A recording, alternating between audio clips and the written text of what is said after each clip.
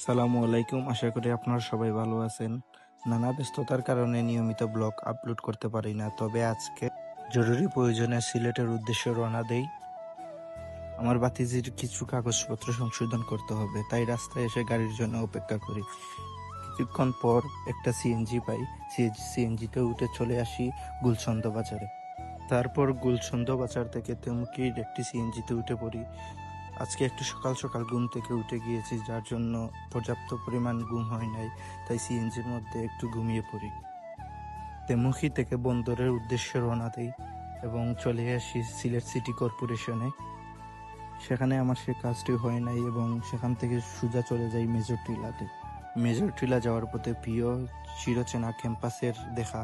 এই গেইটে সামন দিয়ে যখন যাই তখন পুরনো অনেক স্মৃতি মনে পড়ে যায়, কত সময় কাটিয়েছি এই কলেজের মধ্যে। তারপর মেজর টিলা থেকে সে কাজ শেষে চলে আসি আম্বরখানাতে এবং আম্বরখানা থেকে একটা সিএনজিতে উঠি টুকের বাজারের জন্য। টুকের বাজার থেকে চলে আসি লামাকাজিতে। লামাকাজি থেকে সেখান থেকে উঠি গুলশন্দ বাজার। গুলশন্দ বাজার থেকে সোজা চলে আসি বাড়িতে এসে দেখি গরম যেহেতু দিতেছে, তার জন্য সবকিছু মা শুকাচ্ছেন। তারপর দুপুরে খাবার খাই, গোসল করি। আজকে আমাদের এরিয়ার মধ্যে একটা ফুটবল টুর্নামেন্ট ছিল, সেটি দেখতে যাই। সাথে ছিল আমার ভাতিজা এবং ভাগ্নে। তাদেরকে সাথে নিয়ে চলে আসি খেলার মধ্যে। খেলাটা তেমন অনেকটা ভালো আমার কাছে লাগতেছিল না, তাই খেলা কিছুক্ষণ থেকে চলে যাই মৎস্য আড়তে।